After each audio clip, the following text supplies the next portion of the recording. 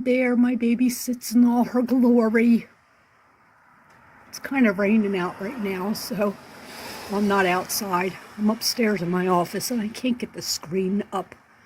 So excuse the quality of this video. But there she is. My Widow 99 Subaru. My wool baby. Hey folks, Karen here. It's Wednesday, September 25, 2024. So today I want to Today I want to talk about why do I keep fixing this 99 Subaru Forester. Yeah, for the last 2 years she's been off the road more than on, with repair after repair after repair. So we're going to go back to the beginning. Almost 5 years ago, we were motoring around in an old Mercury, I can't even remember what it was, but it was a minivan. And the front axle went on it, and Jim didn't feel like fixing it, so we junked it. And from there we were using my stepdaughter's Mazda. I think it was a Protege, little sedan, cute little bugger, 5-speed. And Jim had already fixed the front end of that car because she was in an accident with it. Well, we're motoring around in that, and then one night Jim was coming to pick me up at church, and he got sideswiped, rear-ended in the driveway of our church. So that got trailered home, and he put it back on the road.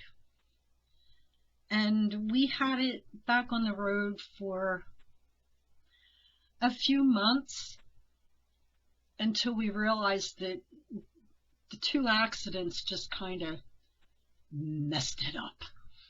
So we got rid of that, and we were down to no cars. All we had is our old Dodge pickup truck, which is a gas hog and a half. So I reached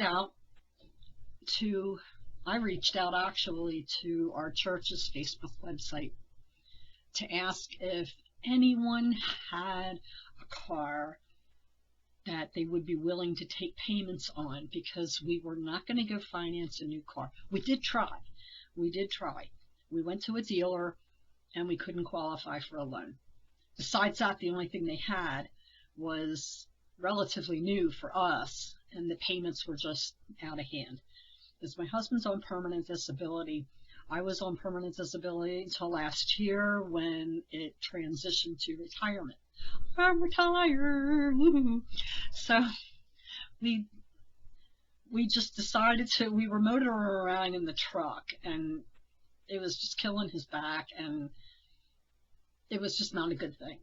So a couple at our church reached out and said, well, if you don't mind an old vehicle, we have a 99 Subaru Forester here. We were the first and only owners of it. It was his wife's car, and they had gotten her a newer car, or a new car actually. They got her a new car, so this car was just sitting, and it was in really good shape. It had about 199,000 miles on it, somewhere around there. So we went down and took a look at it, and I fell in love with it. It was so cute. I took it for a test drive, and it reminded me a lot of my Honda CR-V that we had to trade in years before. So perfect color. I love my hunter green or rainforest green, whatever you want to call it.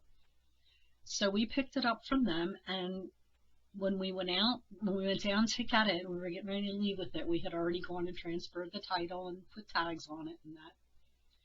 And the 3 of us, the husband and me and Jim, his wife was at work, and the 3 of us stood around and prayed over the car that it would, Lord willing, if it was in Jesus' will, would give me a lot of years of solid fun and reliability and all that.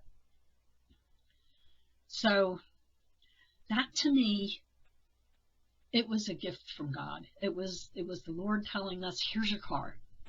You needed a car, you prayed for a car. You don't have to take out a loan for it. We just gave him money once a month when our checks came. And since we saw them every Sunday, they knew where we were. We knew where they were. So every Sunday we just handed him an envelope, and he didn't care how much was in it. He says, whatever you can afford. You need the help. We're in a position to help you. So just whatever you can afford. So we did that, and we paid it off in a few months. And I will say we paid $1,000 for it. We ran it for about 3 years, and then it started having some overheating issues. And in that 3 years, this thing was a miracle little car. Now, I love that car. They took it everywhere. And we drive like about almost an hour to church every Sunday. So we're on the road 2 hours on Sunday just driving to and from church. So my car became the Sunday driver because that was all we had. Shortly after I got mine, I got this one. He loved it so much that he found one on Facebook Marketplace that was about a year or two older. Newer, I mean, about a year or two newer, another Forester. So he picked that up for cash because in the meantime, we had built up a little bit of cash. My husband brokers pigs. We also do some eBay, and he picks up things at auctions that we flip. So we had built up a little bit of an emergency savings. So he took that cash and went and got his own Forester. So then the engine code. An engine code came on, and check engine light came on mine. And here it was an O2 sensor. So we fixed it. I mean, it's not a big deal. We fixed it. And so then we thought, okay, to avoid having to worry about emissions, and my grandson's a mechanic. So in order to avoid emissions, what we did was we kept my car at under 5,000 miles a year, which was pretty easy because I'm home most of the time. So the only time I used it was if I had a doctor or dentist appointment, or I wanted to go over across town and see my daughter, or, run down to the church. I was on the house cleaning team at that time. And then on Saturdays, like once a month on Saturdays, we had our Stitches craft group. So that's the only time we used it, was if I needed it, and then on Sundays for church. So we kept it under 5,000 miles a year, and my grandson was able to exempt it from emissions. We're in Pennsylvania, in a county that requires emissions. Blech.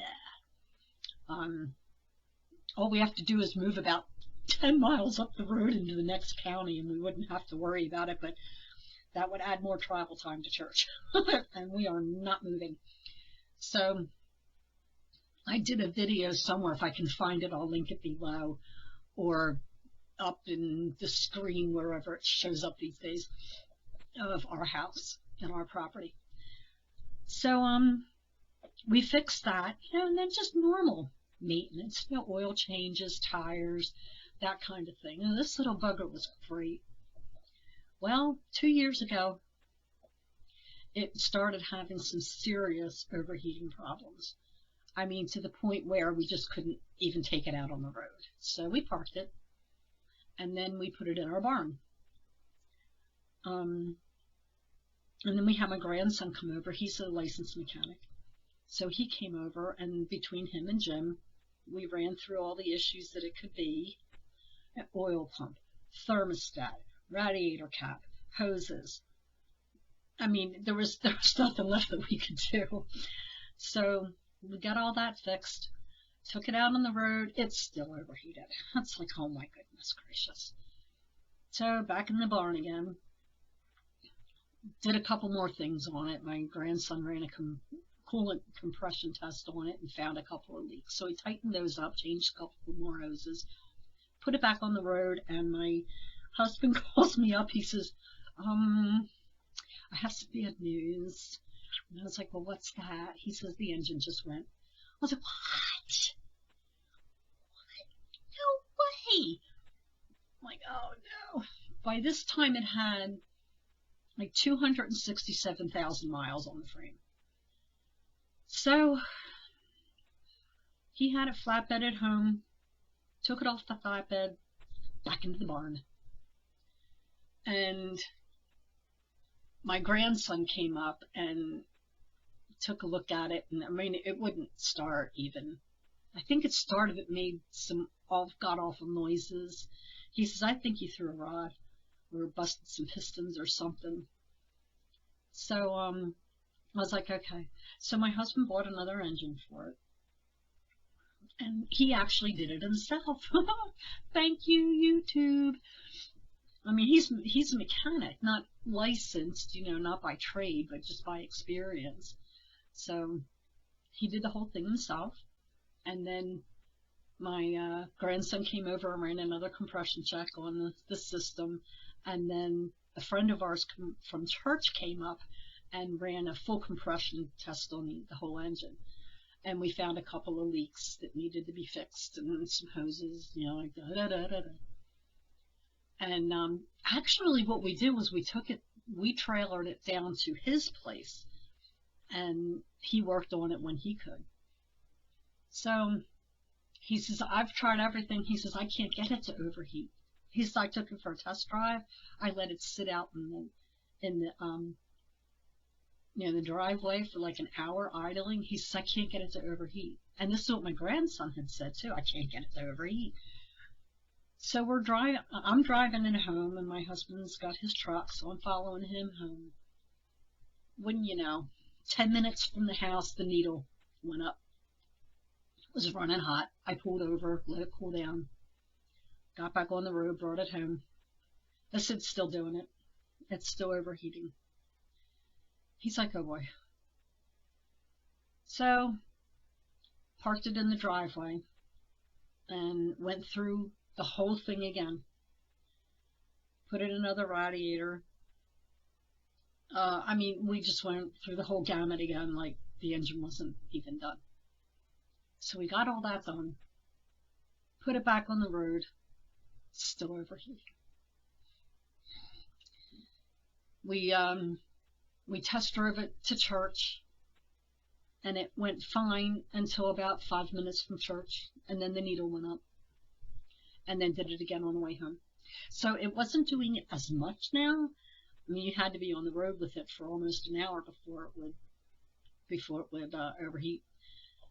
And there was no, like, it wasn't overheating like you would think it would overheat, as far as, you know, steam and that coming out of the radiator and noises and all that kind of stuff. You didn't have any of that. So it was really weird. So shut her down again. Back in the barn, did a couple more things to it, and my husband says, okay, there's nothing else we can do. He says, we've changed everything that has to do with overheating. I don't know what else we can do. He says, let's put it back on the road. We're like, okay. I said, well, you take it back on the road. If you get stuck, it's no big deal. If I get stuck, I'm up a creek. So he takes it out on the road, and then he calls me. He says, bad news. I said, what now? He says, the transmission just blew. I was like, oh my gosh. No, you're kidding. Well, in the meantime, he had his car out. And he calls me up. He says, you are not going to believe this. I'm like, what? He says, just blew my engine. I was like, oh, this is just not good. So he comes home, he goes, what I'm going to do, I'm going to pull the engine out of mine and pull the transmission out. We're going to put the transmission in your car. He says, but I'm not doing the work. Mitchell can do it. So every time we've had it off the road, it's been like a couple, 3, 4 months before I get it back because nobody, I mean, my grandson's got a full-time job, plus he has a side hustle. So, it's not like he can work on it every day till it's done. So we rented another trailer, pushed my car up on the trailer, put the transmission from his car onto the back of the truck, took it over to my grandson. Months later, he says, okay, your transmission's done. It's like, okay. We're driving it home, and didn't the darn thing overheat again? And I was like, what in the world is wrong with this thing? It's just ridiculous. So I came home and I parked it, and we've been dealing with this for 2 years. Like I said, it's either been in my garage, in our barn, over at my grandson's garage, or down in my friend's parking lot, my driveway. So everybody's telling me, you just need to get another car. You just need to get another car. It's like, I can't. Just put an engine in. I can't. We just put a transmission in. We just did this. We just did that.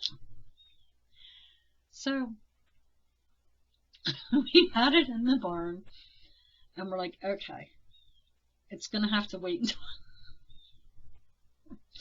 it was winter. Couldn't do any work on it until spring. It was just too cold. So we put it back, left it sit in the barn, and then our buddy came up that had done the work on it before. He says, okay, here's what we're going to do. Let's check. He says, we're going to run through everything. So we pulled the water pump, all its hoses, the timing belt, pulled the radiator out to work on that, and fixed the oil pump. The oil pump was good. It just had there was no gasket. So he says, your oil's just been draining out. He says, and your water pump's shot. So we just put that water pump. The last time it was off the road. So,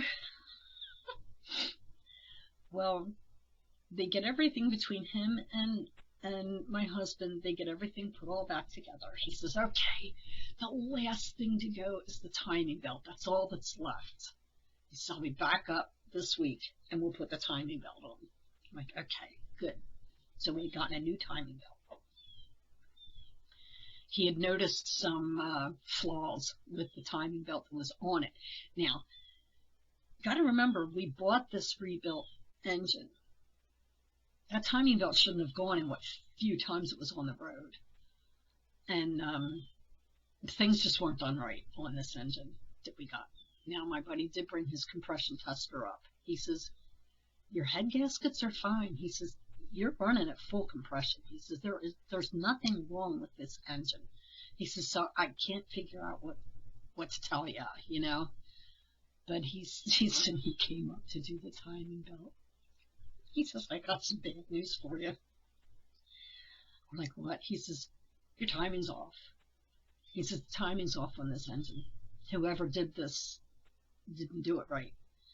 He says, and if your timing's off like that, it's going to blow your water pump. He says, and you get that much overheating and everything. He says, and if I put the belt back on the way it's sitting here, it's supposed to be this like tap dead center on the cams or something like that. He says, if I put the timing belt back on the way it is, you're going to blow the pistons and rods, and and then you're going to need a new engine. We're like, oh. So he says, have your grandson come over with all his tools and schematics and see what he thinks. So we're like, okay. So my grandson came over. It was about a week or two later. And my grandson came over, and he had his YouTube video up on his little iPhone, and he had a bunch of schematics because he primarily deals with Mitsubishis. He works Tomasano Mitsubishi. So he mainly works on Mitsubishis, plus his own. He's got a 96 Mazda Miata that he restored, and he's now working on a 95 Miata to restore that.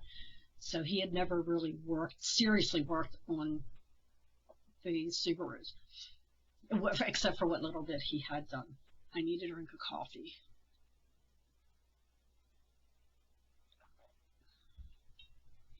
So he comes up with all his stuff. He says, yep, Bill's right. He says, I'm going to confirm what he said. Bill's right. He says, if you try and force this one cam into the correct timing position, he says, you're going to blow out the rods and the pistons. He says, you don't want that. He said, so here's my 3 best suggestions for you. Your main 3 options. Number 1, pull the engine, put another engine in it. And he says, it's going to cost you. So he was looking at like 12 to 15 if he gets hold of his contacts, and then he does the work. So 12 to 1500. He says, but you're getting a certified rebuilt engine that everything has been done on it. It'll just be, get it and put it in, like plug and play. Your second option, get the heads done. He says, and if you're going to do the right head, the right side heads, like looking frontward at the car, be the driver's side heads. If you're going to do those heads, you might as well do it as a pair. Get all the heads done. He says that will allow you to line up the timing correctly, and you won't blow the engine out. He says your third option, sell the car as is and buy another car. He says those are the only options you have. So my husband initially said, okay, that's it, Karen. We're getting another car. I'm tired of working on it. I'm tired of trailering it around. I'm tired of bugging other people to work on it. And we can't spend $5 or $6 grand taking it to a garage and having them work on it. And the thing with me is I was starting to get impatient. I mean, it's been 2 years. And I told my husband, I said, you have to admit that I have been very patient waiting on my car. He says, oh, I know you have. He said, you go months without saying a word. And, you know, it's like, okay, your car's down there. But what happened was a couple weeks ago, we ran into a car conflict. I had to be at one end of the county for a doctor's appointment. He had to be at the other end of the county to take his brother to a doctor appointment. We only had one car. So I had to change my appointment so it wouldn't interfere with his schedules. And it was like, now I'm getting annoyed. Now I'm getting annoyed. He says, we're just going to get another car. So I'm like, okay, time to get another car. So I went on Facebook Marketplace because we do not do car payments. We do not do car payments. Yes, we would qualify to take out a home equity loan and pay that and just buy a car outright for cash, but why? So, you know, we're on a pretty squishy, a pretty tight budget with where things go and what we spend money on. So I started looking on Facebook Marketplace, and I'd find a car and be like, okay, well, this is only like $2 grand, you know, 1,500. Some of them were like 1,000. But what's to say I'm not going to bring it home and run into the same problems later on? With what we have, I know what's wrong with it. I know everything we've already done to it. We know this car inside and out. Like, we'd have to start all over learning about another car. And all we have is Subaru. So his first Subaru is sitting out here. It's our salvage car. We cannibalize stuff off of it to put on the other two. Excuse me. You know, like we pulled the windshield wipers on and put them on his latest Subaru. The silver and gold. The gold one's the one that's smashed up. He got hit in the rear with that one. Pulled his gold Subaru had dual cup holders. Mine only had a single, so we swapped. He came home one day and someone had told him he was missing a tail light. So he came home, pulled the tail light off the gold one. He pulled the rear hatch floor mat out and put it in my car. So we're just going through, just swapping, pulling stuff off of the gold cars, because before, and it's been sitting out there for almost a year with no engine, no transmission. It's going to go to the scrapyard, but not until we pull everything off of it we can use for our other two. So I started looking for another car, and I shared some of them with my husband, but it just kept rolling in my brain. It's like, why do you want to start all over when you've already done mechanically just about everything you can do to this car? So I already had two opinions, and my grandson said I'd keep the car. Well, keep the car, fix it. He says, if your buddy at church said he can do the heads, and he can do them without pulling the engine because that's all he works on, and he does that work. He says, if he'll do it, he says, then all you have to do is buy the heads and, pay him some money for working on it. He said, well, I wouldn't pay to take it to a retail garage and the labor's gonna shoot it out. That's, might as well buy another car at that point. He says, you know what you got here? He says, the body, the frame, everything is in really good condition with this car. It's got a little bit of paint issues that I'm working on. But it's a great running car. So, and that's what Bill told us too. And then when we went to church on Sunday, before Jim had a chance to talk to Bill about doing it, I was talking to one of the other security guys at the church, and he says, once you do the heads on that, he says, that car is going to give you another 100,000 miles. He says, Lord willing, forgive any accidents in that car. You're still going to be driving it when you're 80 years old. I'm like, the car might still be running when I'm 80, but I don't think I'm going to be still driving it. I don't know. I can pass it down to one of my other grandkids. But I wrote a blog post about all this, which I will link below. And the name, another reason why I keep it, besides the fact that it's going to be cheaper just to fix the heads on it and keep it on the road. And it'll cost less than trying to buy a new car and start all over. Because I don't want a brand new car anyway. There are too many problems with brand new cars, and I don't even like any of them. They are ugly. I haven't seen a brand new car yet, and that's just my opinion. I haven't seen a brand new car out on the road yet. I haven't seen a car past the year 2005 that I even like, except for the Subaru Crosstreks, but they're not old enough for me yet. If I'm going to get a Crosstrek, that's another 10 years down the road if I'm even still driving. But, yeah, I don't like any of them. So, it's old. But the other thing I really love about it, it doesn't have the plastic headlamps covers on it. I asked the guy that I bought it from, I said, how did you keep the headlights so clear on this car? It's so old. Was it garage kept? He says, no. He says, those are glass.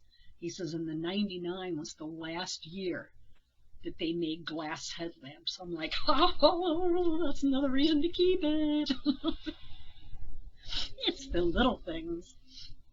Yeah, so I slept on it that night, and I told Jim that was a Saturday, and I told Jim on Sunday on the way to church just to talk to Bill. I said, if he can do the heads on his timing, we don't rush anybody. It's whenever you have time. And I said, it'll be easier for him to do the work if we take the car to him, because then it'll be right there. So when he has a few minutes, he can go out and do this. So he doesn't have to drive an hour up to our place before he can get started on it. Everything's right there for him. He can just walk out the front door and work on it when he has time, because right now he's got to fix his Subaru. It has some problems before he can put it back on the road. So Jim told him, yours first. You do yours first. He says, and when you're satisfied that yours is back on the road comfortably, then you can work on mine. He says, but Karen's determined to keep this car. It's never been in an accident. We're only the second owner, so that adds value to the car. Not that we're ever going to sell it anyway. I'm just not going to sell it. If anything, I'll get in a traffic accident and die in that car.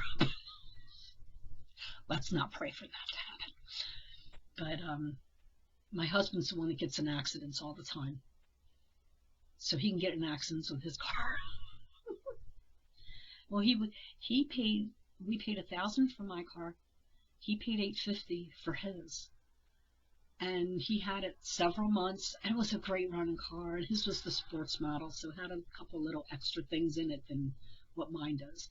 Like his had the heated seats and all that stuff. Well, he was out one day and he was coming around this like a hairpin curve, and he had to come to a dead screeching stop to hit the person in front of him who was stopped because the township was mowing, but they had no signs up. They didn't have a flagger up letting anybody know that there was people mowing. Well, he was right sitting at a blind spot, and this pickup truck the size of our Dodge come flying down, and no way to stop. So this driver said she had to kind of go between him and the telephone pole if she didn't want to slam into the telephone pole. So she caught him on an angle, and it twisted the rear hatch and blew that out and scrunched up the back. So her insurance company calls him up, and he says, "We can total. We'll give you $2,100 for it." And Jim told him, he says, "I don't want an R title. I don't want to have to buy the car back from it being totaled." And the guy says, "We'll work with you." He says, "How about this? We're just going to write it off on our end of the insurance that it was property damage. You keep your car, do whatever you want with it, and we'll cut you a check." Well, that paid for our car, both of our cars, plus $300. So that gave us a little to work with. He took that cash and went and bought the other engine for my car, and then he took the cash and went and bought another Subaru. Same year, just not a sports model. And it had been originally owned, one owner vehicle, just like mine, by this dude whose grandfather had it. And when he had to stop driving, he had just garaged it. And he had passed away. So his son took it on a road trip to California and back, and this thing was running great. So it needed a few little things. It needed some tires and different things like that, but that car's been running fantastic. So financially, it's smart.